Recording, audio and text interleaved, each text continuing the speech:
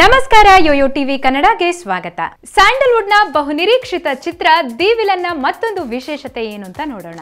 ಈ ಚಿತ್ರವನ್ನ ಪ್ರೇಮ್ ನಿರ್ದೇಶನ ಮಾಡ್ತಾ ಇದ್ದು ಈ ಚಿತ್ರತಂಡದಿಂದ ಮತ್ತೊಂದು ಸುದ್ದಿ ಹೊರಬಿದ್ದಿದೆ. ಕರುನಾಡ ಚಕ್ರವರ್ತಿ ಶಿವರಾಜ್ ಕುಮಾರ್ ಮತ್ತು ಅಭಿನಯ ಚಕ್ರವರ್ತಿ ಸುದೀಪ್ ನಟನೆ ದಿ ವಿಲನ್ ಸಿನಿಮಾದ ಚಿತ್ರೀಕರಣ ಇನ್ನೂ ನಡೀತಾನೆ ಇದೆ. ಈ ಸಿನಿಮಾದ ಟೀಸರ್ ನೋಡೋದಕ್ಕೆ ಅಭಿಮಾನಿಗಳೇನೋ ಕಾತರದಿಂದ ಕಾಯ್ತಾ ಇದ್ದಾರೆ. ಇವುಗಳ ಜೊತೆಗೆ ಈ ಸಿನಿಮಾದ ಒಂದೊಂದೇ ಸುದ್ದಿ ಹೊರ ಬರ್ತಾನೆ ಇದೆ. ಅದೇನಪ್ಪಾ ಅಂದ್ರೆ ಸಿನಿಮಾದಲ್ಲಿ ಕಾಮಿಡಿಗೂ ಕೂಡ ಹೆಚ್ಚಿನ ಒತ್ತು ನೀಡಲಾಗಿದೆ ಅನ್ನೋದಕ್ಕೆ ಈಗ ಒಂದು ಕಾರಣ ಸಿಕ್ಕಿದೆ. ಚಿತ್ರದಲ್ಲಿ 3 ಪ್ರತಿಭಾವಂತ ಕಾಮಿಡಿ ಕಲಾವಿದರಿಗೆ ಅವಕಾಶ ನೀಡಲಾಗಿದೆ.